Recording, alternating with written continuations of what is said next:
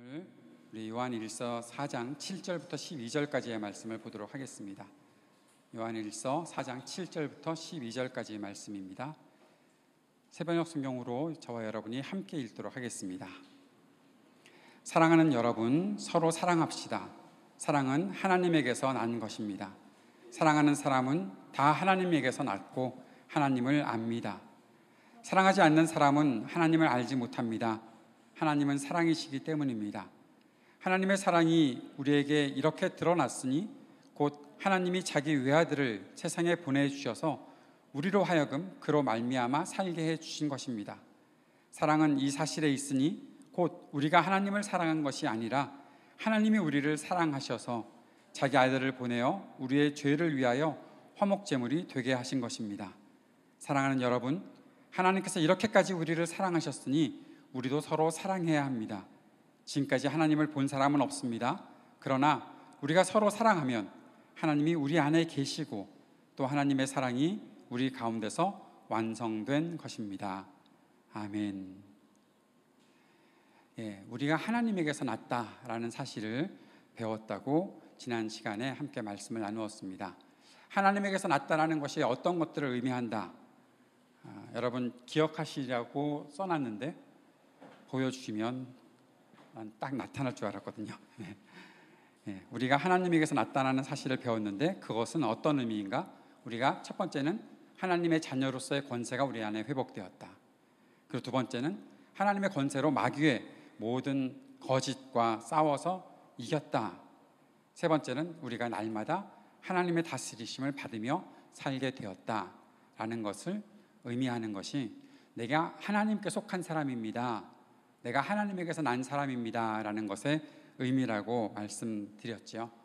이것을 기억하는 것은 무척 중요하다 저는 생각을 합니다. 내가 하나님께 속한 사람입니다. 어디에 가서 누군가가 만나서 당신 그리스도인입니까? 라고 물어봤을 때 네, 내가 그리스도인입니다. 어떻게 그것을 압니까? 내가 하나님께 속했습니다. 그것을 어떻게 증명합니까?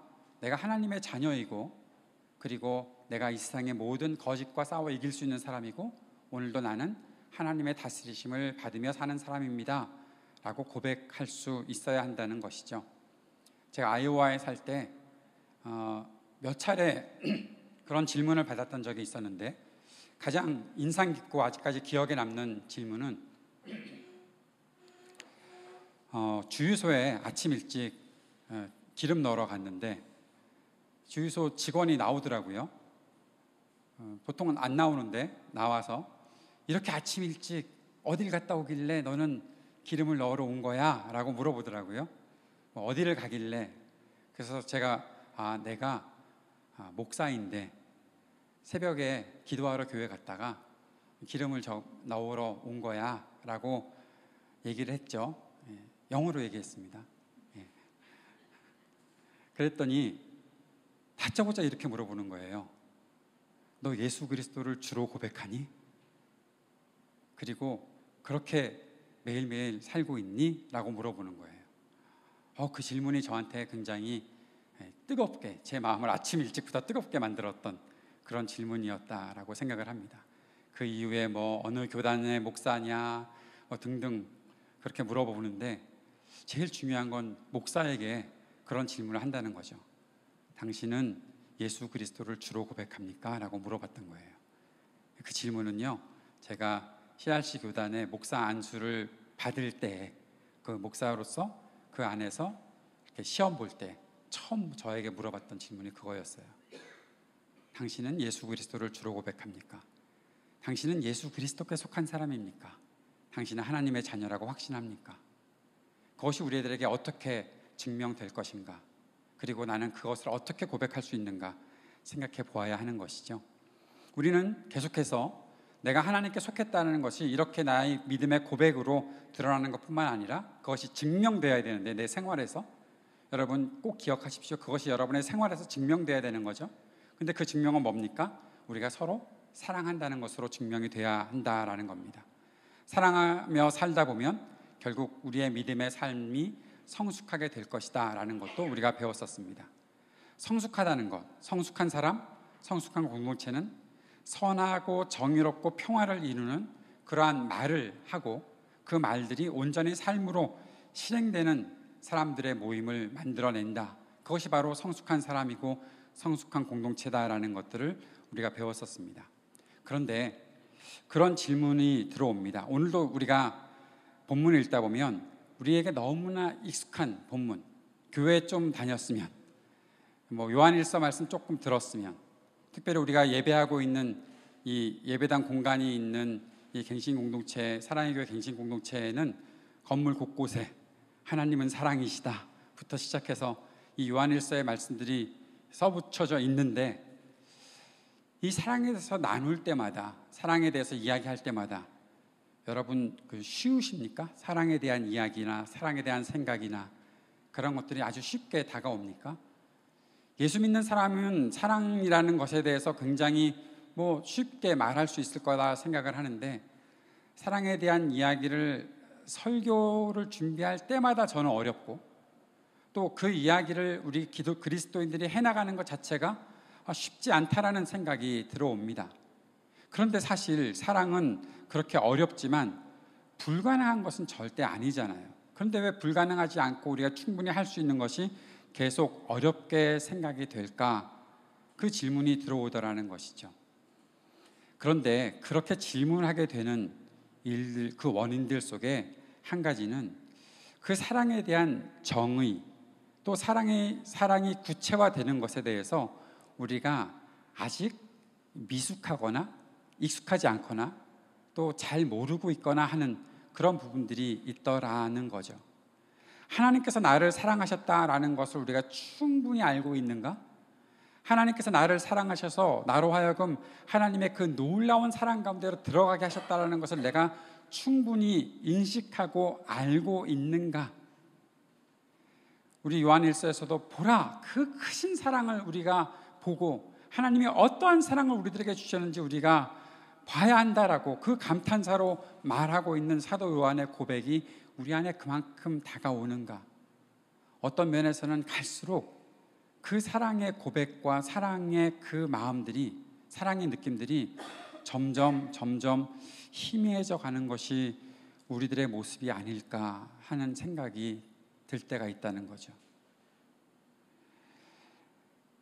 그러면서 한 가지 꼭 생각하게 되는 것은 무엇인가 하면, 내가 하나님에 대해서 정말 정확하게 알고 있는가 하는 질문들이 들어오고, 그 하나님을 아는 지식이 내 속에 얼마나 잘 체계를 잡아가고 흔들리지 않는 지식으로 살아가게 되는가 하는 생각을 해보게 된다는 겁니다.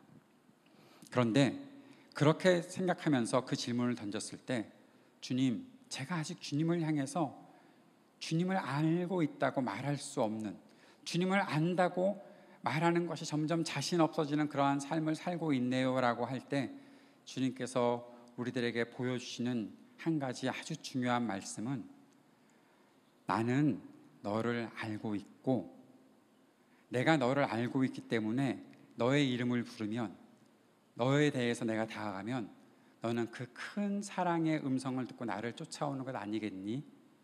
너의 그 감정 상태가 어떠하든 너의 삶이 나를 쫓아서 살게 되면 그 사랑 안에 얼마나 풍성한 것이 있다는 것을 네가 누릴 수 있을 텐데 라고 말씀하신다는 것이죠.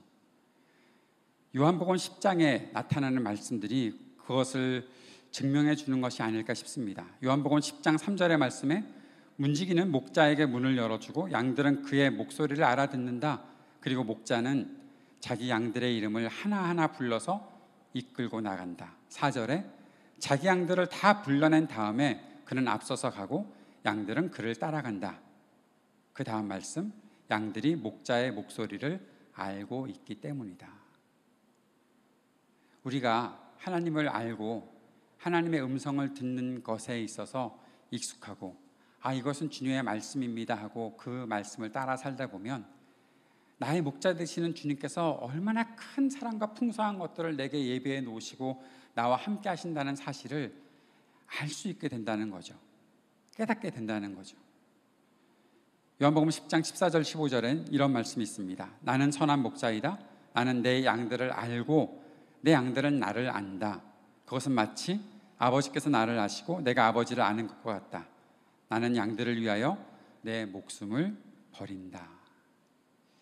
우리가 주님의 그 사랑의 음성을 들을 수 있는 귀만 열고 있어도, 그리고 그 음성을 따라서 그저 따라가기만 하면 우리는 하나님께서 나를 알고 계셨다는 사실에 큰 감사를 드릴 수밖에 없고 그 풍성한 사랑 가운데로 들어갈 수 있다는 것입니다. 그것이 우리가 하나님을 아는 것이다 라는 사실이지요. 하나님을 알고 그 음성을 따라가고 목자가 예배하신 크신 사랑을 누리게 되면 내가 이 사랑 속에 거하고 있구나 라는 사실들을 깨닫게 된다는 겁니다. 그리고 또 한 가지, 그렇게 하나님을 알게 되면 우리에게 꼭 연이어서 나오는 것이 있는데, 내가 하나님께서 나를 아시는다는 그 사실 때문에 나도 하나님을 사랑하며 살아갈 수 있는 그런 기회가 열려 있고, 그렇게 믿음으로 주님을 사랑하면서 살아가는 일들이 나의 삶 속에 얼마나 중요하다는 것을 다시 인식할 수 있게 된다는 것이죠. 마가복음 12장에 한 율법학자가 예수님께 나와서 이런 질문을 던집니다. 무엇이 가장 으뜸되는 계명입니까? 라고 말입니다. 저는 마가복음에 나오는 이 율법학자의 질문이 어떤 면에서는 굉장히 중요한 질문 같기도 하지만 어떤 면에서는 가장 으뜸되는 계명 하나만 지키면 좀 내가 확 해방감을 느낄 수 있지 않을까, 다른 어떤 세세한 것들 말고, 그렇게 생각하고 그런 질문을 했던 것은 아닐까 하는 그러한 생각을 해보게 되었습니다. 사람은 언제나 그렇게 영약하니까, 제가 아마 그럴지도 모르겠어요. 제가 그런 마음을 갖고 있으니까 이 사람의 그러한 질문이 그렇게 보일지도 모르겠습니다. 그런데 예수님께서 말씀하시죠. 하나님을 사랑하는 것, 이웃을 사랑하는 것, 그것이 가장 큰 계명이다라고 그렇게 말씀하십니다. 그때 이 율법학자가 예수님께 이렇게 대답하지요. 12장 32절, 마가복음 12장 32절에 선생님, 옳은 말씀입니다. 하나님은 한 분이시요 그 밖에는 다른 이는 없다고 하신 그 말씀이 옳습니다. 33절에 또 마음을 다하고 지혜를 다하고 힘을 다하여 하나님을 사랑하는 것과 이웃을 자기 몸같이 사랑하는 것이 모든 번제와 희생제보다 더 낫습니다 라고 대답을 합니다. 이것이 하나님을 알고 있는 사람이 고백하는 그러한 고백이 된다는 거죠. 하나님을 알고 하나님의 사랑을 받은 사람으로서 살아가는 사람이라면, 하나님을 안다는 것은 결국 하나님께서 무엇을 원하신다는 것까지도 알게 되고 그 원하시는 것을 행하는 것으로 증명이 된다는 겁니다. 그런데 하나님께서 원하시는 것이 무엇인가 하면 하나님을 사랑하는 것과 이웃을 사랑하는 것, 그것이 하나님을 아는 사람들의 진정한 모습이다라고 말하는 것이죠. 오늘 제가 여러분께 이렇게 소개시켜드리진 않지만 우리가 잘 알고 있는 미가서 6장의 6절부터 8절까지의 그 본문에 보면 사람들이 그렇게 말하죠. 내가 하나님 앞에 뭘 하면 하나님이 좋아하실 거예요? 이렇게 내가 뭐 제사를 드리고 하다못해 내 몸의 열매를 드리고 내 자식까지도 주님께 바치면 주님께서 그러면 기뻐하시겠습니까? 라고 따져 묻는 사람 앞에 하나님께서 말씀하시는 것은, 사람아, 하나님께서 선하신 것, 하나님께서 좋아하시는 것, 그것이 무엇임을 너에게 분명히 알려주셨잖아. 공의를 행하고 인자하게 행하고 그리고 겸손히 너 하나님과 동행하는 것, 그게 하나님께서 원하시는 거지.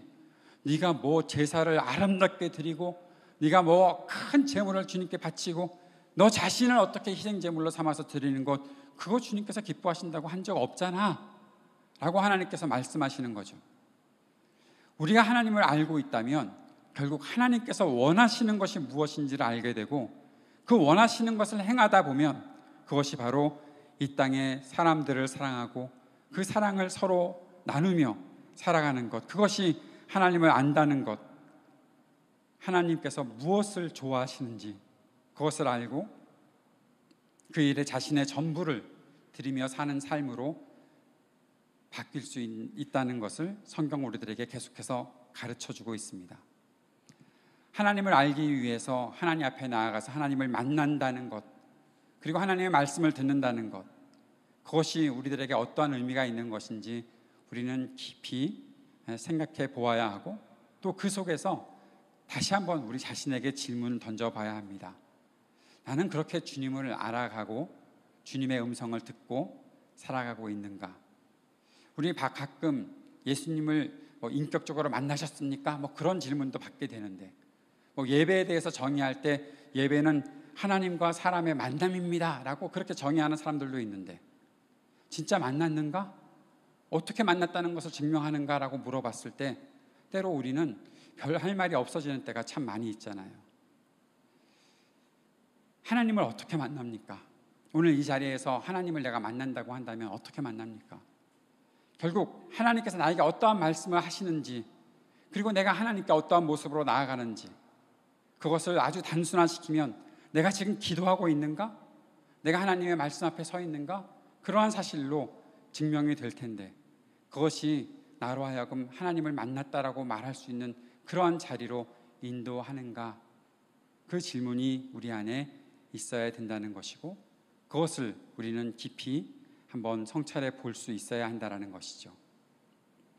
하나님을 사랑하고 하나님을 만나고 하나님을 알아가는 것, 그것이 중요한 이유가 있습니다. 그것은 바로 하나님을 내가 사랑할 때 우리가 서로 사랑하는 삶을 살아가는 것이 바로 믿음의 열매이기 때문에 그런 것이죠.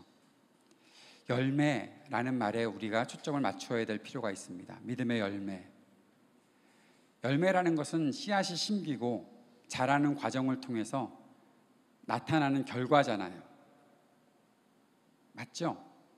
우리는 보통 열매를 마트에 가서 사 먹지만 사실 그 열매가 맺혀지기 위해서는 씨를 심고 가꾸는 그러한 노력들이 필요하다는 것이죠. 하나님께서 우리에게 믿음의 열매를 요구하신다라고 했을 때는 꼭 인식해야 되는 것이 있는데, 하나님께서 뭔가를 심어 놓으셨구나 라는 사실들을 알아야 합니다. 그리고 하나님께서 그것이 결과를 낼 수 있도록 기다리고 인내하며 시간을 두고서 하시는 일이 있다라는 것도 알아야 한다는 거죠. 열매를 그냥 아무렇게나 얻는 것은 아니라고 생각을 합니다. 하나님을 내가 알아가는 것도, 하나님의 그 사랑을 받고 사람들을 사랑하는 것도 우리에게 시간이 필요하다는 사실을 꼭 기억해야 한다는 거죠. 오늘 설교 시간을 통해서 오늘도 사랑하라고 말씀하시는구나. 그러니까 내가 사랑하겠다는 것은 알겠는데 이게 나한테 어렵고 잘 안 되는데 어떻게 하란 말인가? 그러한 질문이 들어올 때 생각해야 되는 것은 하나님이 사랑하도록 우리 안에 뭔가 심어 놓으신 씨앗이 있고, 그 씨앗이 자라는 과정들을 통해서 결국 열매를 얻게 된다라는 사실을 하나님께서는 우리들에게 가르쳐 주신다는 거예요. 그래서 성경에는 이 열매라는 표현이 있을 뿐만 아니라 성경은 많은 경우에, 특별히 신약 성경에서도 많은 경우에 농사를 지어서 열매를 맺고자 하는 그 농부의 마음들을 보여주고 계신다라는 거예요. 우리의 믿음의 성장도 그렇게 열매를 맺는 과정으로 알려지고 있다라는 것입니다. 자, 사랑하는 여러분, 생각해 봅시다. 우리의 사랑은 그러한 열매를 맺는 과정 속에 어떠한 일들을 생각하게 되고 또 만나게 되는가 하는 것 말입니다.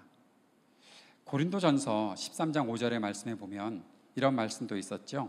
사랑은 무리하지 않으며 자기의 이익을 구하지 않으며 성을 내지 않으며 원한을 품지 않습니다.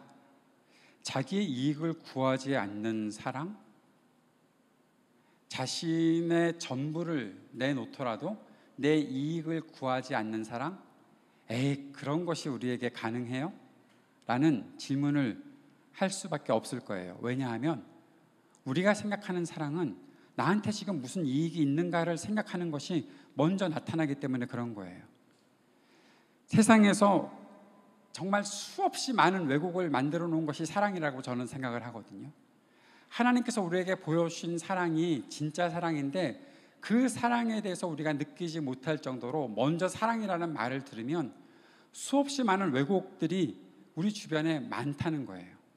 그 왜곡 중에 가장 큰 것은 무엇인가 하면, 그래서 너 사랑해서 너 지금 마음이 편안해? 너 그거 사랑해서 뭐 좀 얻은 거 있어?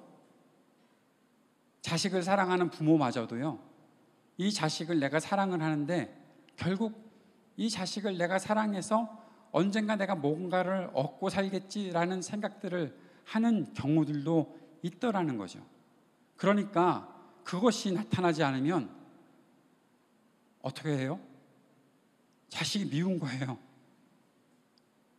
오늘 저녁 때 독서 발표를 하는 책에 그런 내용이 있더라고요. 적의 그런 내용들을 저보고 요약하라고 그래가지고 그 부분을 읽다가 보니까 그 내용들이 나오더라고요. 왜 적의가 뭔지 알죠? 나쁜 생각들이 나오는데 내가 기대하는 자식이 아니에요. 뭔가 병이 들어서 나를 괴롭게 해요. 그러니까 마음속에 그 자식을 향한 미운 마음이 생기는 일들이 있다라고 얘기를 하더라고요. 그럴까? 자식인데 무조건 사랑하고 무조건 감싸 안아주고 해야 되는 거 아닌가? 아닌 경우들도 있다라는 거예요. 세상에는 그런 일들이 수없이 많이 나타나고 있지요. 어떤 면에서는 그저 우리가 알고 있는 자식에 대한 사랑을 나타내주는 부모는 이제는 아주 특별한 사람이 되어버린 것처럼 여겨지는 때가 많다는 거죠. 자식이 부모에 대한 마음도 그렇습니다. 저도 똑같습니다. 제 부모님이 저한테 해주는 것이 없다고 생각하게 되면 마음속에 그런 마음이 생기는 거예요. 왜 나를 괴롭게 하는 거야? 부모님이라면 나한테 모든 것들을 잘 해줘야지. 아들이 잘 나갈 수 있도록 돕지는 못할 망정 그런 생각이 들어올 때가 있다는 거죠. 여러분, 자식과 부모 사이에도 그런 생각을 하게 되는데 형제들 사이면 어떻겠어요? 친구 사이면 어떻겠어요? 아예 어느 순간 생판 남이었다가 어느 날 만나서 눈이 맞아서 사귀고 있는 사랑하는 사이라면 어떻겠어요? 이 사람이 나한테 잘해주는 게 있나?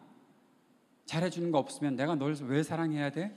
라고 묻고 그것으로 끝나버리는 것이 이 땅에 우리가 사랑한다고 말을 하고 있으니 하나님께서 우리들에게 보여주시는 사랑이 우리들에게 어떻게 가능해집니까? 라는 질문이 생기는 것은 너무 당연한 것이 아닐까 싶어요.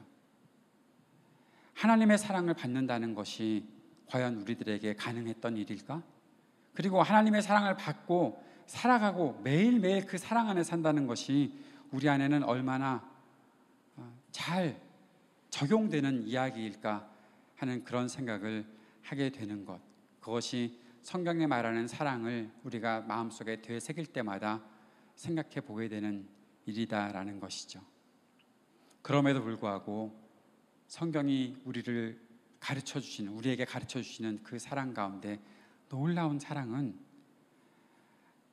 하나님 아버지께서 자기 아들을 아낌없이 우리들을 위해서 희생제물로 내어주셨고, 그 하나님 아버지를 사랑하시고 우리를 사랑하러 이 땅에 오신 예수 그리스도께서는 하나님 아버지를 사랑하는 그 마음을 가지고 주님의 모든 그 계획에 온전히 순종하시면서 우리를 향한 사랑을 끝까지 나타내시는 것에 있어서 조금도 주저함도 머뭇거림도 없으셨다는 것입니다.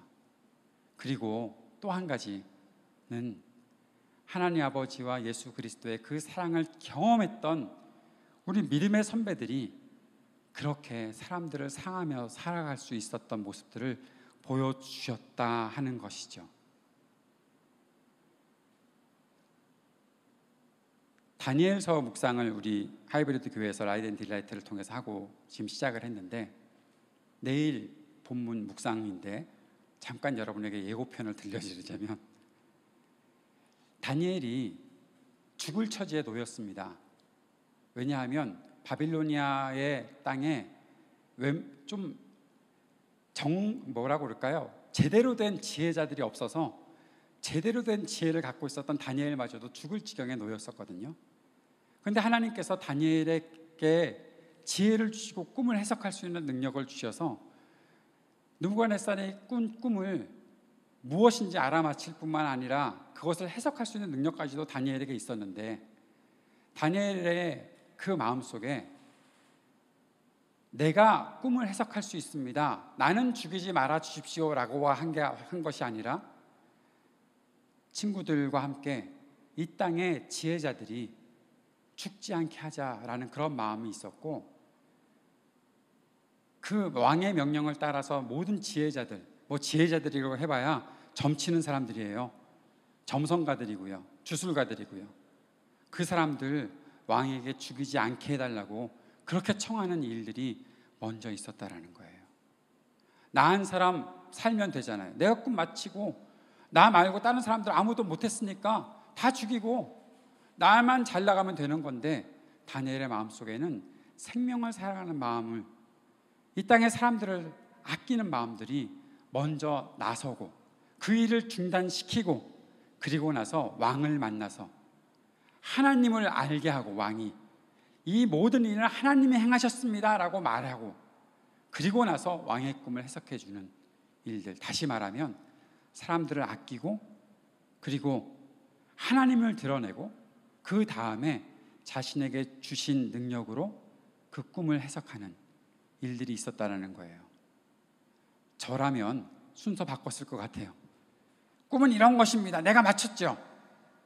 그러니까 내가 맞췄고, 생각해보니까 이거는 하나님께서 주신 능력인 것 같아요 라고 그 다음에 얘기했고, 보니까 다른 애들은 다 죽었네 하고 끝날 것 같은데, 다니엘은 이것이 순서가 내가 생각하는 순서와는 완전 다른 순서로 가고 있다는 거죠. 왜 그럴까? 어떻게 그럴까? 어떻게 그런 일들이 가능할까? 하나님께서 자신에게 베풀어 주신 은혜를 알고서 살아가는 사람이기 때문에, 그것이 무엇인지 알기 때문에, 주술가들, 점성가들이라고 해서 이교도의 신앙을 가지고 이 땅에 점이나 치는 사람들이라고 그 사람들 무시하는 것이 아니라 그 사람들로 살게 해주는 일들을 하고 있다는 겁니다. 그것이 하나님을 드러내는 일이다라는 거죠. 오늘 12절 말씀에서 아주 중요한 말씀이 있습니다. 지금까지 하나님을 본 사람은 없습니다.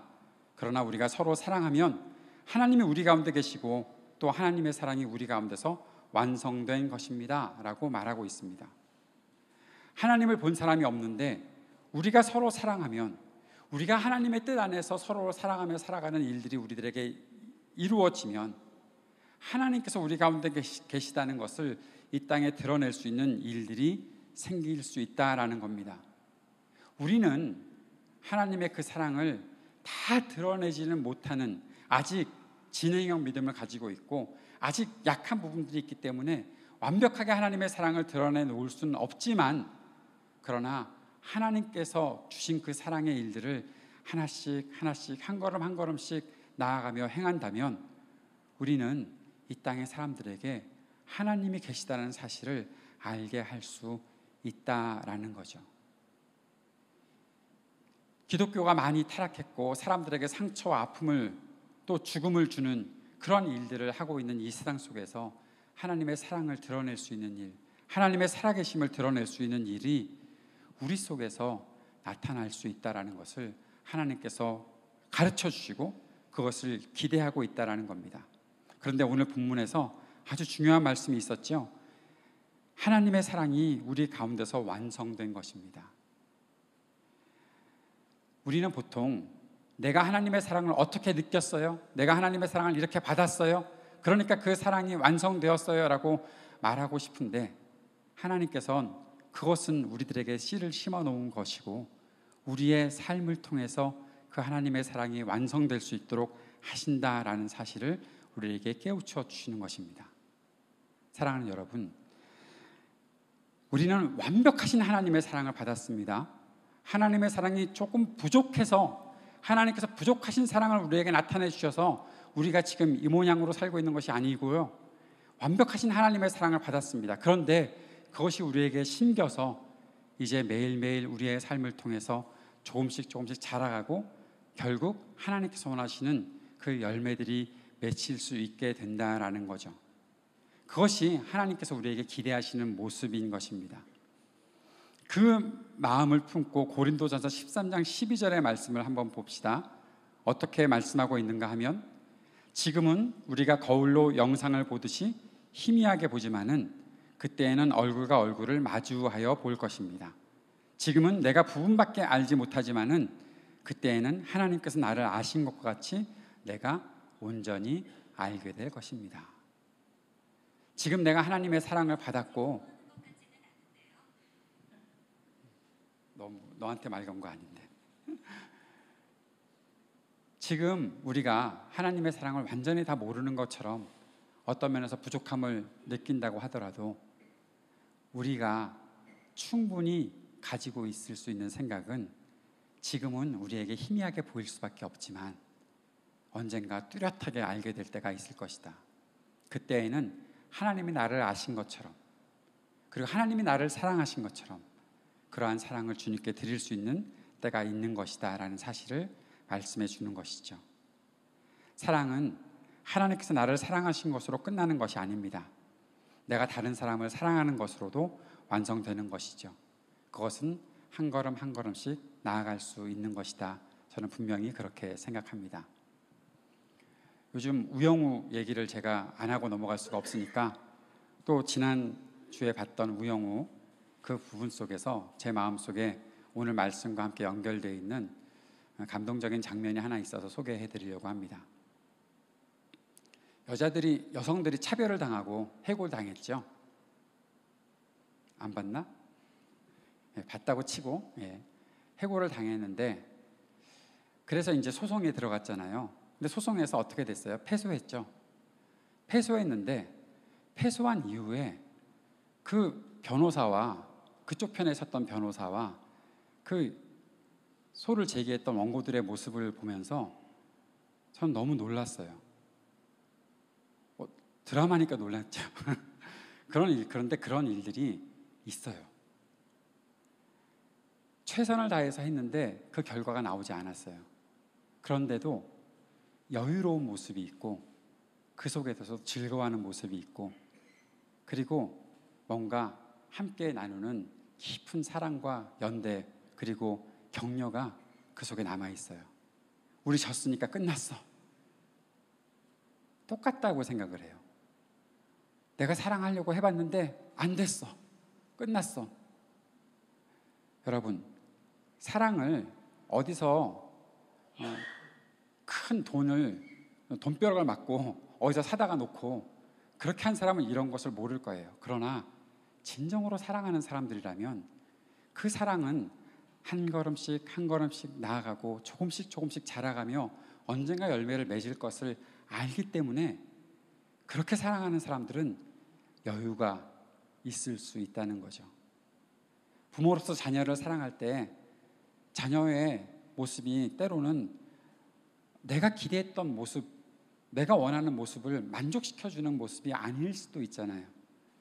그럼에도 불구하고 부모가 자녀를 포기하지 않는 이유가 있죠. 그것은 잘할 것이기 때문에, 앞으로 조금씩 더 잘할 것이기 때문에 그렇다는 겁니다. 진짜 사람을 사랑하고 진짜 사람을 위해서 일하는 사람들은 바로 그러한 마음을 가지고 살아갑니다. 하나님의 사랑이 우리 안에서 완성될 것입니다. 저는 이 말씀이 얼마나 위안이 되는지 몰라요.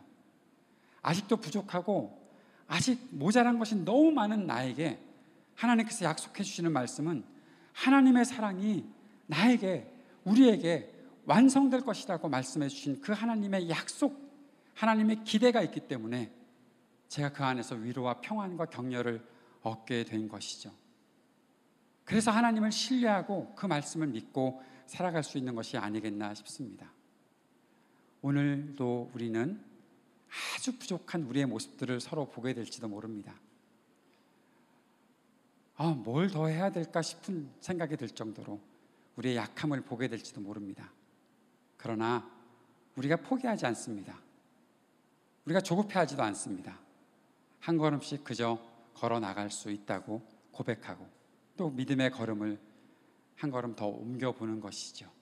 왜냐하면 하나님께서 기대하고 계시고 하나님께서 우리를 가꾸고 계시기 때문에 그런 것이죠. 그것이 하나님의 사랑입니다. 여러분의 삶의 자리에서 때로 실패할 수도 있고 내가 이것밖에 되지 않나 싶을 때도 있고, 그렇게 생각되어서 아주 지치고 피곤할 때, 그때 다시 한번 이 주님의 말씀 안으로 들어와 보십시오. 내가 주님 믿는 사람으로 온전한 사랑을 이 땅에 탁 선포해내고 멋지게 사랑하며 살아가고 싶은데 아직도 내 모습은 이 정도밖에 되지 않습니다라고 생각하게 되었을 때 주님께서 아직도 나를 기대하고 계시다는 생각들을 한번 해보십시오. 절대 포기하지 않으시는 주님이 우리에게 완성된 사랑이 무엇인지 보여주실 그날이 분명히 있을 것입니다. 그때에는 거울로 영상을 보듯이 희미하게 보는 것이 아니라 얼굴과 얼굴을 마주어서 보게 될 것입니다. 그 사랑으로 우리의 믿음이 더욱더 견고해지고 주님의 뜻을 이룰 수 있습니다. 그렇습니다. 그래서 내가 오늘도 포기하지 않고 주님 이끄시는 그 걸음을 또 걸어 나가겠습니다. 그렇게 고백하는 저와 여러분이 될 수 있었으면 좋겠습니다. 기도하겠습니다. 놀라우신 아버지 하나님의 그 사랑을 받은 우리가 그 사랑을 우리의 현재 모습으로 그저 국한시키지 아니하고 나로 하여금 완성을 향해 또 한 걸음 나아갈 수 있게 하시는 그 크신 사랑을 내가 받았다는 사실을 다시 기억하며 다시 일어설 수 있는 용기 허락해 주옵소서.